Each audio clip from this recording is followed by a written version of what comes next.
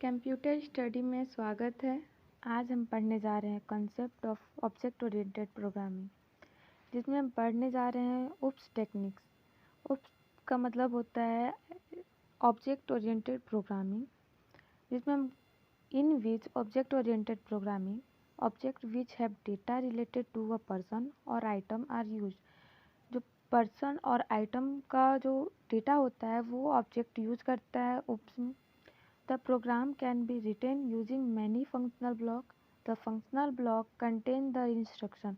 जो प्रोग्राम जो हम लोग लिखते हैं वो बहुत सारे फंक्शनल ब्लॉक में डिवाइडेड होते हैं, और जो फंक्शनल ब्लॉक होता है वो हमारे इंस्ट्रक्शन को कंटेन करता है। उप्स फोकस ऑन ऑब्जेक्ट। जो ऑब्जेक्ट ओरिएंटेड प्रोग्रामिंग होता है वो ऑब्जेक्ट पे फोकस करता है। The programming language that follows the OOPS techniques are commonly used in software development. जो OOPS टेक्निक होता है वो हम लोग जनरली यूज़ करते हैं सॉफ्टवेयर को डेवलप करने में। इस प्रोग्रामिंग का यूज़ हम लोग सॉफ्टवेयर को डेवलप करने में यूज़ करते हैं।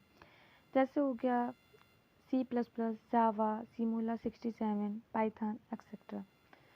यहाँ ऑब्जेक्ट का मतलब है an object is N identifiable entity with some characteristics, properties and behavior। जो ऑब्जेक्ट होता है वो किसी भी चीज़ का कैरेक्टरिस्टिक्स, प्रॉपर्टीज और उसको बिहेवियर को आइडेंटिफाई करता है। जैसे एग्जांपल हम लेते हैं, an orange is as object. जो ऑब्जेक्ट है वो ऑरेंज है यहाँ, जिसका कैरेक्टरिस्टिक्स और प्रॉपर्टीज हो जाएगा कि जो ऑरेंज होता है वो स्पाइरकल शेप में होता है, इसका कलर जो होता है ऑरेंज होता है। इसका बिहेवियर हो जाएगा कि ये जूसी होता है, टेस्ट इन स्वीट्स, और जो टेस्ट इसका होता है खट्टा मीठा होता है। What is object oriented programming? Object oriented programming होता क्या है? OOPs refer to language that use object in programming. जो उप्स होता है वो लैंग्वेज को रेफर करता है कि ऑब्जेक्ट प्रोग्रामिंग में कैसे यूज होता है। Object oriented programming aims to implement real world entity like inheritance, hiding, polymorphism, etc. in programming। जो ऑब्जेक्ट ओरिएंटेड प्रोग्रामिंग का जो एम होता है वो रियल वर्ल्ड एंटिटी को इम्प्लीमेंट करना होता है। जैसे डाटा को हाइड कैसे करेंगे, इसको इनहेरिट कैसे करेंगे, ये सब प्रोग्रामिंग में यूज़ करने के लिए ऑब्जेक्ट ओरिएंटेड प्रोग्रामिंग का यूज़ करना होता है। OOPS concept. These concepts are given by Simula 67. Simula 67 is the first OOPS language. जो Simula 67 है वो फर्स्ट OOPS लैंग्वेज है। OOPS कॉन्सेप्ट, जिसमें हम लोग को पढ़ना है object, class, data abstraction, encapsulation, inheritance, polymorphism, dynamic binding. With the help of this concept, security of data, modularity, integrity, code reusability is possible. OOPs का हेल्प करके हम सिक्योरिटी ऑफ डेटा कर सकते हैं, डेटा को सिक्योर कर सकते हैं, इसको मॉडिफाई कर सकते हैं, चेंज कर सकते हैं, और इस कोड को रीयूज भी कर सकते हैं। इसमें पॉसिबल है करना। ऑब्जेक्ट, ऑब्जेक्ट होता क्या है? It is a basic unit of object oriented. ये ऑब्जेक्ट ओरिएंटेड प्रोग्रामिंग का बेसिक यूनिट होता है and represent the real life entity, और ये रियल लाइफ एंटिटी को रिप्रेजेंट करता है। An object is an instance of a class. जो ऑब्जेक्ट होता है वो इंस्टेंस ऑफ क्लास होता है।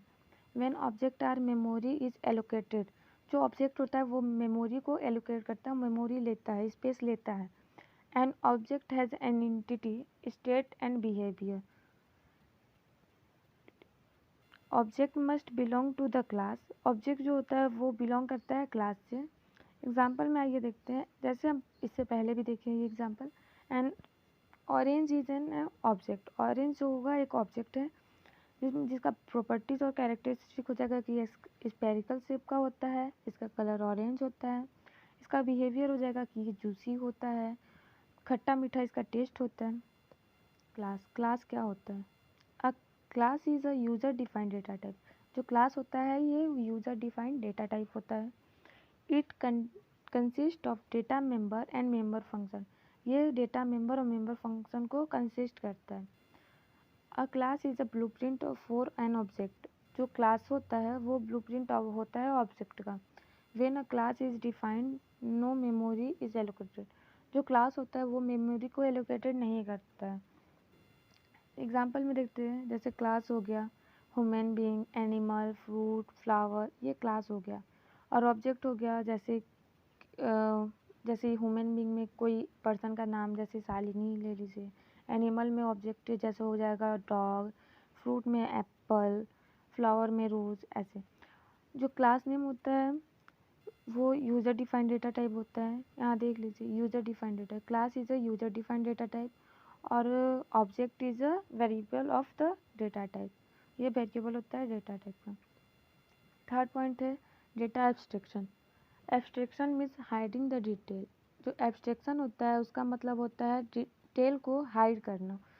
Other word, the act of representing essential features without including background detail और एक्सप्लेनेशन। जो डेटा एब्स्ट्रैक्शन का मतलब होता है कि जो इसका बैकग्राउंड का डिटेल है, जिसका अंदर का डिटेल है, उसको हाइड करके रखना। एग्जाम्पल में देखते हैं, इससे ज़्यादा समझ आएगा। Consider the case of mobile phone. Mobile phone users know the various functionality available in a phone without knowing how they are implemented.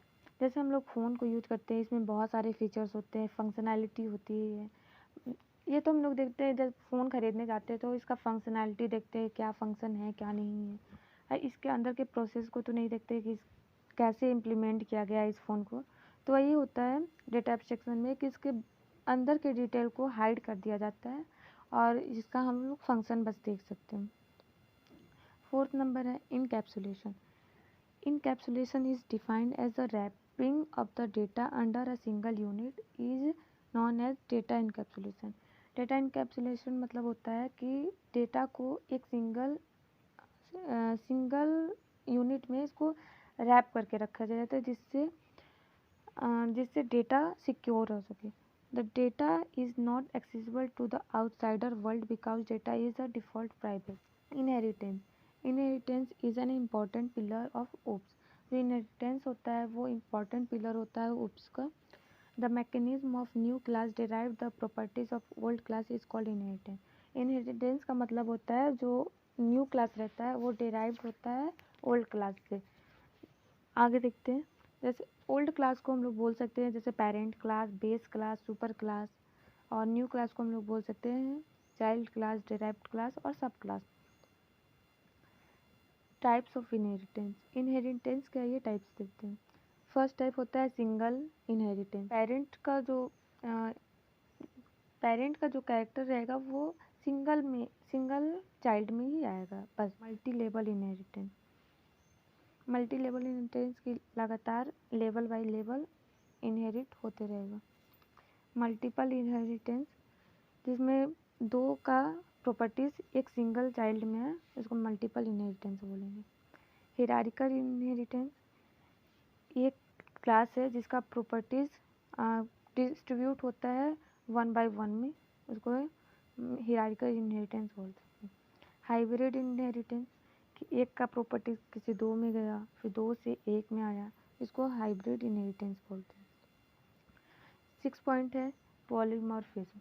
Polymorphism होता है, polymorphism means one name multiple form.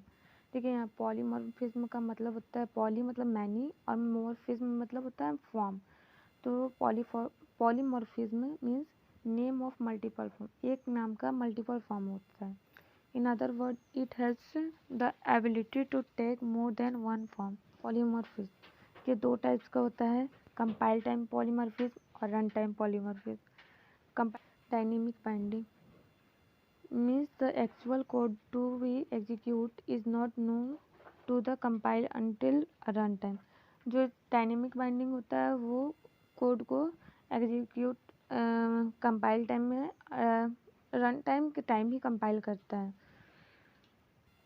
जैसे एग्जांपल में int add, int a, int b, फिर return a plus B.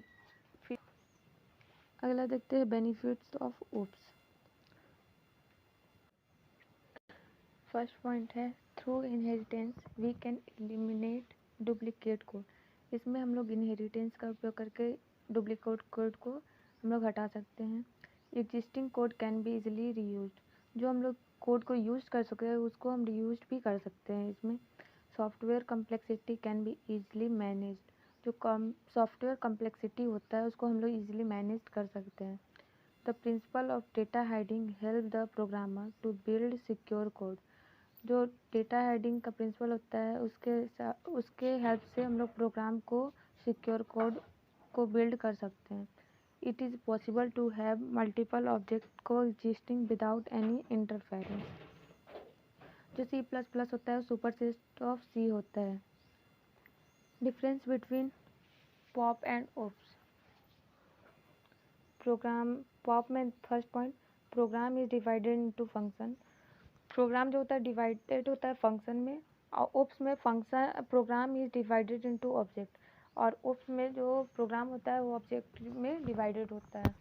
They have not facility to hide data. इसमें hide data का facility नहीं होता है। They have facility to hide data, और OOPs में हाई डेटा का फैसिलिटी होता है। It doesn't use access specifier. OOPs में it uses access specifier. No data hiding. POP में नो डेटा हेडिंग होता है, और ओप्स में encapsulation is use to hide the data. Encapsulation का यूज़ करके हम लोग डेटा को हाइड कर सकते हैं। पॉप में नो वर्चुअल फंक्शन। पॉप में वर्चुअल फंक्शन का यूज़ नहीं होता है, और जबकि ओप्स में कंसेप्ट ऑफ वर्चुअल फंक्शन का यूज़ होता है। No code reusability. पॉप में हम लोग कोड का रीयूज़ नहीं कर सकते, जबकि ओप्स में हम लोग कोड को रीयूज़ कर सकते हैं। For design program it use top down approach.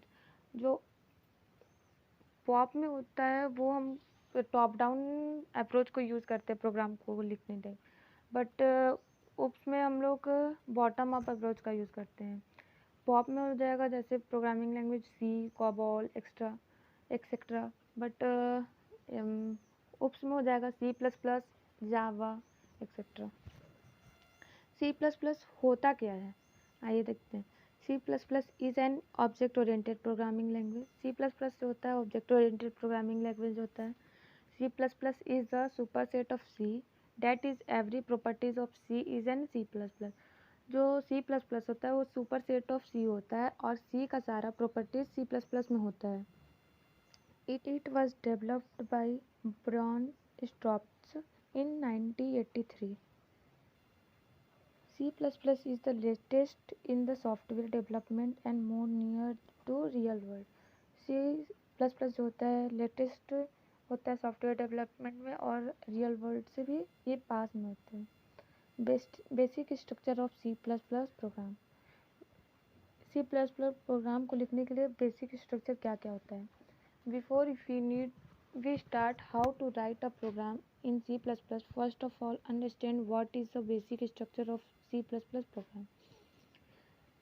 जैसे इसमें होना चाहिए C++ का हेडर होना चाहिए, क्लास डेफिनेशन होना चाहिए, मेंबर फंक्शन डेफिनेशन होना चाहिए, मेन फंक्शन इसमें होना चाहिए। लोग प्रोग्राम लिखते हैं तो उसको रन करने से पहले हम लोग उसका सेव करते हैं, जैसे जिस नाम से प्रोग्राम लिखते हैं .cpp करके। CPP एक्सटेंशन होता है। This is a C++ program file. ये प्रोग्राम फाइल होता है C++ का। देखिए प्रोग्राम हम देखते हैं। Write a program to display welcome to C, include iostream.h, hashtag include conio.h, void main open and close bracket, curly bracket, cursor open and close bracket with semicolon, फिर लिखेंगे C out, फिर operator लगाएंगे left shift operator, फिर welcome to C लिखेंगे, फिर इसको भी हम लोग सेमीकोलन से क्लोज करेंगे। गेट CH लिखेंगे ओपन एंड क्लोज ब्रैकेट के साथ सेमीकोलन, फिर कर्ली ब्रैकेट से इसको क्लोज कर लेंगे। फिर इसको सेव करेंगे। जैसे इसका नाम आप कुछ भी दे सकते हैं, हम सेव करते हैं test.cpp। इसको हम रन करके भी देखेंगे। तो आइए हम इसके बारे में जानते हैं कि क्या क्या होता है, हेडर फाइल क्यों यूज़ करते हैं, क्या होता है।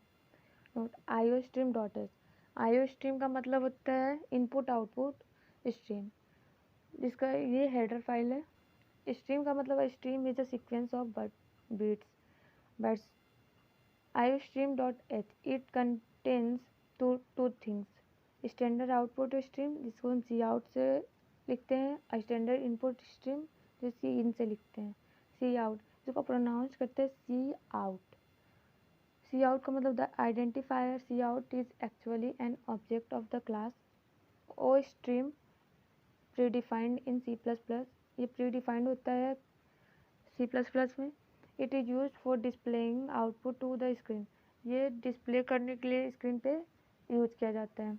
जैसे सी आउट, फिर ऑपरेटर यूज़ करेंगे bit wise left shift operator, और फिर इसको कॉमा के साथ फिर कर्ली ब्रेक, फिर इसको सेमीकोलन से बंद कर देंगे। टेक्स्ट 2 हो जाएगा C out bitwise left shift operator, variable name भी इसमें लिख सकते हैं, और फिर इसको सेमीकोलन से बंद करेंगे। जैसे फिर सी इन का मतलब क्या होता है, प्रोनाउंस होता है इसका C in. The identifier C in is actually an object of the class I stream predefined in C plus plus. ये जो क्लास आई स्ट्रीम होता है ये प्रीडिफाइंड क्लास होता है इन सी प्लस प्लस में। It used to real input value from the keyboard. ये जो हम लोग रीड कर सकते हैं इनपुट को, वो हम लोग कीबोर्ड के द्वारा डालते हैं। सिंटेक्स हो जाएगा सी इन ऑपरेटर होगा, ये बिटवाइज राइट शिफ्ट ऑपरेटर होगा, इसको इनपुट ऑपरेटर भी बोल सकते हैं। इसमें भी वेरिएबल हम लोग यूज़ कर सकते हैं। आइए सेकेंड प्रोग्राम देखते हैं। Write to enter one in value using keyboard and display. इसमें हम लोग सी आउट एंड सी इन का दोनों का यूज़ करेंगे। तो देखते हैं। Hashtag include iostream dot h, hashtag include conio dot h, void main open and close bracket, फिर ओपन कर्ली ब्रैकेट, कर्सर लगाएंगे open and close bracket with semicolon, int a, फिर सेमीकोलन। इसमें हम लोग पहले वेरिएबल को डिफाइन करते हैं इंट ए से, फिर C out bitwise left shift operator, enter int value, यहाँ हम लोग इंट डालें तो यहाँ इंट वैल्यू हम लोग इंटर करेंगे। फिर सी इन, फिर इसको हम लोग प्रिंट करने के लिए ए वेरिएबल को लिखें, फिर सी आउट इंट वैल्यू, और फिर हम लोग को प्रिंट करना है। इंट वैल्यू के बाद स्पेस होना चाहिए उसका जो इक्वल टू ए, और फिर इन एल लगा देंगे, गेट सी एच open and close bracket semicolon, और फिर कर्ली ब्रैकेट को क्लोज कर देंगे। यहाँ इंटेल का मतलब होता है it move the cursor to the new line. इंटेल जो होता है वो कर्सर को मूव कर देता है न्यू लाइन में। तो आज इतना ही।